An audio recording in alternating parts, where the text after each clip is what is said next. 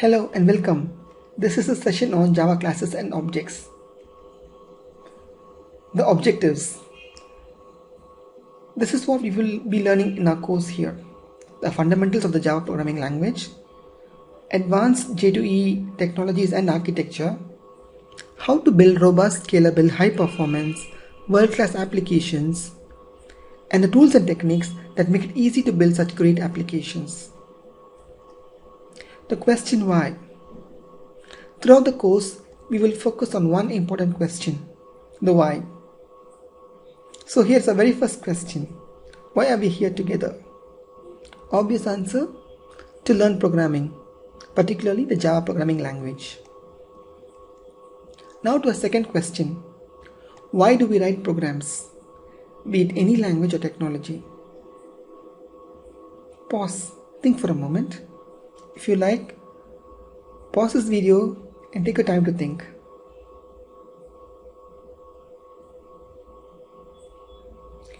We write programs to solve problems. Programmers are problem solvers. And the more problems you solve, the more money you make. So this is a little secret for you. Have you ever wondered why people in the IT industry are paid more than the counterparts in the other industries? It is simply because the problems solved in the IT industry are of greater magnitude than the ones solved by the other folks in the other industries. That is one of the simple reasons why IT industry jobs are always highly lucrative and much sought after. Okay, how do we solve real world problems? Guess. Take your time to guess.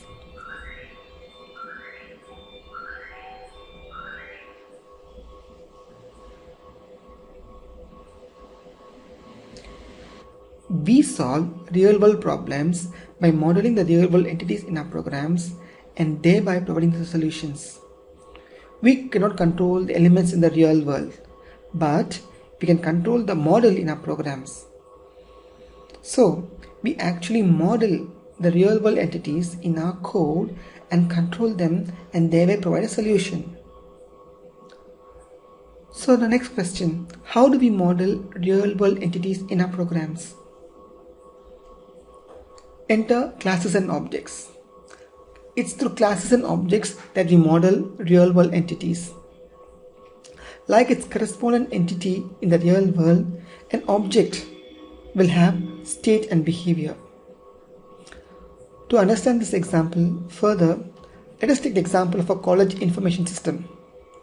Let us imagine we are writing a program, a software, to solve the problems associated with college administration. You can assume that you have been contracted by the college administration to write software to solve the day-to-day problems. First and foremost, we know that we need to have a student class. So let us model a student in our program. Every college is centered around the entity called student. Here what we're trying to do is trying to model the real-world student in a program. So we would have a student class which would represent the real-world entity called student. Now think of any student. That student would have some attributes and some behavior. The attributes would be their name, their age, their date of birth, the course they are studying, etc. And their behavior could be something like attend classes, write exams, etc. Now, in our model, we have the class student, and that student class is made up of properties and methods. The attributes of the real world student correspond to the properties, and the behavior correspond to the methods. So, continuing our example further, we have name, admission number, date of birth and course of the student, and these attributes are created as private properties in the student class. So this is one aspect of the modeling. We have captured the attributes of the student and mapped them to properties in the student class. Now, since the properties are private, we need public getter and setter methods to operate on these properties.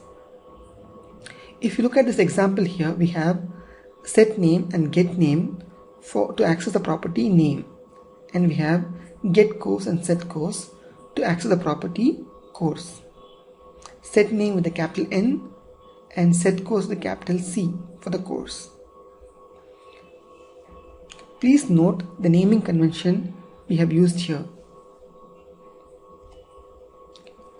Introducing the Pojo, the plain old Java bean. When we have private attributes and public getter and setter methods following the given naming convention we seen above, we have a pure Java bean. So what is a Java bean?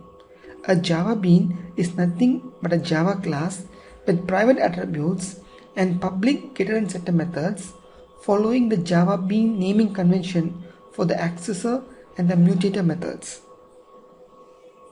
That is, you have private properties and public get and set methods following the Java naming conventions. How do we create instances of objects? We use the keyword new to create an instance of an object. So we have S1 and S2. S1 and S2 are two objects. Now, we know that we have two objects S1 and S2. Both represent students. Now, what is the type and what is the state? Try to answer these questions. What is the type of S1? What is the state of S1? What is the type of S2? And what is the state of S2? Type is the class to which an object belongs to. For example, S1 belongs to the type student and S2 also belongs to the type called student. Remember, we said S1 equal to new student, S2 equal to new student. So what is state? State is the value of the attributes for a given object. We know both S1 and S2 have an attribute called name. But S1 denotes Harry while S2 denotes Ginny. So though both S1 and S2 belong to the same type, they have different state. So what is the state? State is the value of the attributes for a given object. Now, let us say in a program, we print the object using system.out.println. Here we are printing system.out.println S1 and system.out.println S2. When you look at the output, it is not meaningful for us at the moment. If we want to have meaningful output in the print method of the object, we need to implement the toString method. So add this method in the student class. Public string toString, which returns a string which returns the state of the object. Always in a toString method, we return the state of the object. Let us look at a quick demo now.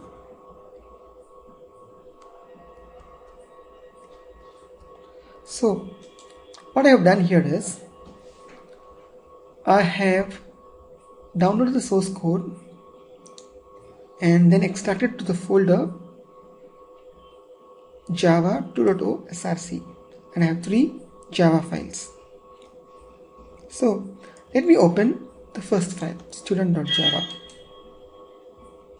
I use TextPad as the editor. You can use whatever editor you are comfortable with. So this is my student class. Okay, I have name, age and admission number, and then there are get name and a set name, set age and a get age, set admission number and get admission number. Now let me open up the command prompt and I check to see if Java is installed. I say Java minus version. Java is installed and ready to use on this machine. Now let me navigate to that folder. cd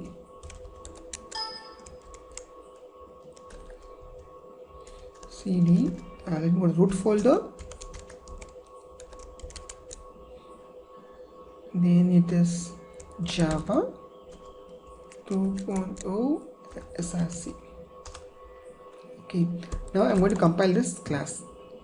I'll say Java C star.java.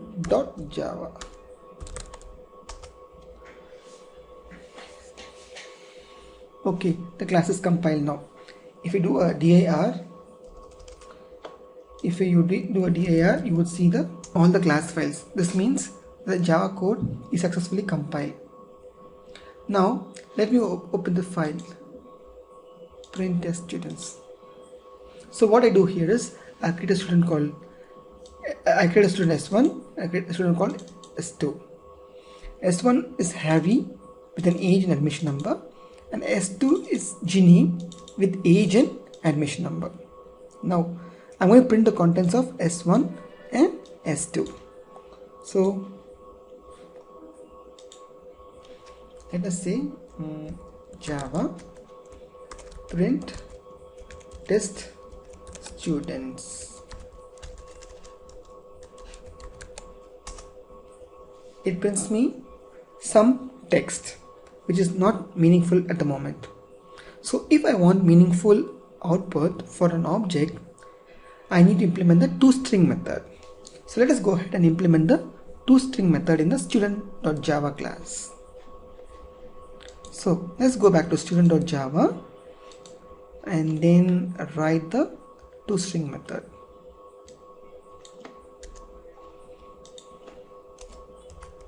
So what we do here is we return the name, age and admission number in the toString method.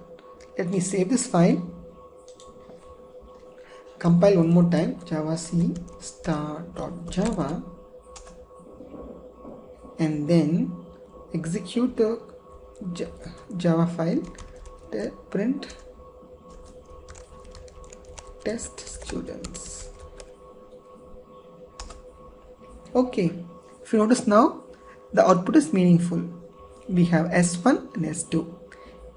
Note, in the toString method, we print the state of the object. You should always keep this in mind. You should always print the state of the object in the toString method. Okay, so what you're seeing so far is some good practices. So let us continue a little bit further. I'll open this file called test object equals. So what we do here is we create a student S1, another student S2 and another student S3. There are 3 students here now, S1, S2 and S3. S1 is Harry, S2 is Ginny and S3 is again Harry. Okay, if you notice, the values for S1 and S3 are the same. Now let us compare the objects. I say if S1 equals S2, print objects are equal, else print objects are not equal. So this is S1 and this is S2. So the output would be objects are not equal. Okay. Now next we compare S1 and S3. So S1 is Harry and S3 is again Harry. And if you notice, the attribute values are the same for S1 and S3. So when I say S1 equals S3, it should print objects are equal. Correct? So let us save this file, compile it one more time, Java C star.java, and execute the class Java test object equals. It says S1 and S2 are not equal. Fine. But it also says S1 Harry and S3 again Harry, objects not equal. This is strange, right? So we expect S1 S3 to be equal, but the Java compiler tells us they are not equal. So let's get back to our code. If you want object comparison to happen, you need to implement the equals method. Let's go back to our student.java class where we have the attributes and the public get and set methods, where we implemented the toString method to return the state of the object, let us also implement the equals method.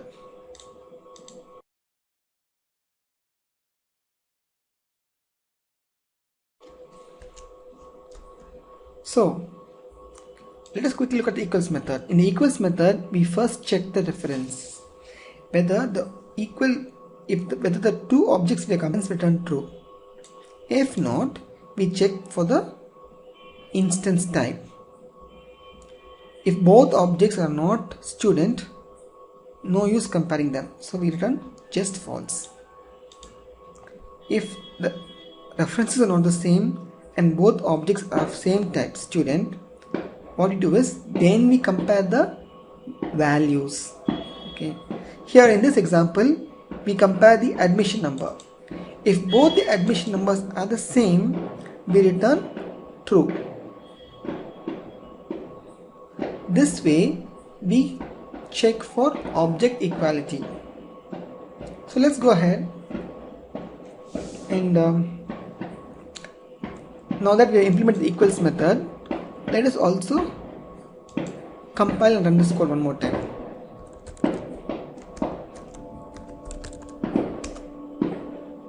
The code is compiled.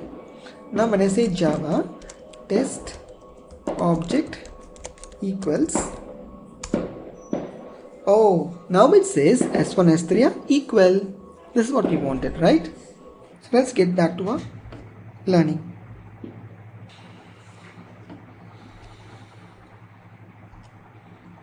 How do we say two objects are equal? Java uses the equals method to determine if two objects are the same. In this example, we have S1 and S2 as two student objects. S1's name is Harry and S2's name is also Harry, and both belong to the same course. Now, we have made both objects S1 and S2 have the same values. They have the same state. Now when I compare the objects S1 and S2, I should get objects are the same. S1 dot equals of S2 should return true. But when you execute this program, Java says objects are not the same. Why is this so? Because in the absence of the equals method, Java simply does reference checking for equality. If references are different, then objects are not equal, though they may have the same state. Whenever you create an object with a new keyword, the JVM, the Java Virtual Machine, allocates memory on the heap and gives you a handle or reference to that memory location. So S1 and S2, though they are objects, are simply references to two different memory locations on the heap, because we used S1 equal to new student and S2 equal to new student. So S1 and S2 point to two different references on the memory location on the heap. Even though they have the same state, the references are different here. So how do you implement the equals method? If the reference is the same, return true. If the type is different, then the object will be the same. So these are three steps we do in the equals method. We first check for references. If the references are the same, then the objects are the same. If reference are, let's say the first if condition returns false. Now the next if condition, we check if the objects are of the same type. Since this is inside the student object, we check for instance of student. If the checked object is not a student object, we return false. If the compared object is not an instance of the student object, then we return false. They cannot be the same. Else, the third check what we do is we cast that object into a student object and then access that state and check the value, which is guaranteed to be unique in this case. Since this is a college administration system and we are modeling students, it is guaranteed, or it is assumed, that the admission number would be unique for each student. So if the admission number is the same, we return the objects are the same. So what is a hash code? Every object has a hash code. A hash code is simply an integer representational state of the object. A hash code for a given object is guaranteed to be unique within the JVM. JVM manages that if two objects are the same, then the hash code should also be the same. So in order to honor this commitment, we need to implement the hash code method whenever we implement the equals method. So every object is hashed into an integer value, and in a JVM, for a given object, the hash code is the same. If you create an object now and create an object later, then these two objects will have the same hash code. Now what we have done in the equals method is, we have changed the semantics that even though the objects are different, S1 is a different reference and S2 is a different reference, S1 equal to new student and S2 equal to new student, what we've done is we have made them equal by comparing the states. So when we have changed the definition for equality based on admission number, we need to make sure the hash code is also the same. S1's hash code and S2's hash code should also be the same. So that is why whenever we implement the equals method, we have to compulsorily implement the hash code method.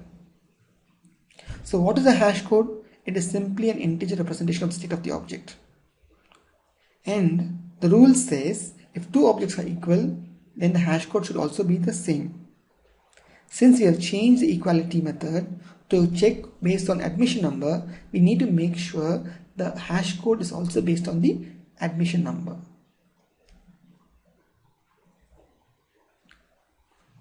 In this example, the admission number is guaranteed to be unique according to the design we have done in the system.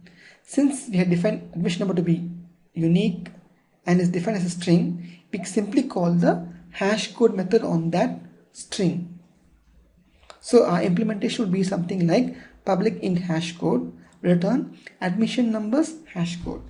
So this way both S1 and S3 would have the same hash code. Business key. A business key is that value in the state of the object which will be unique for all the objects. A business key is like the primary key. Remember, a primary key is unique within the table. A primary key is a concept in the RDBMS.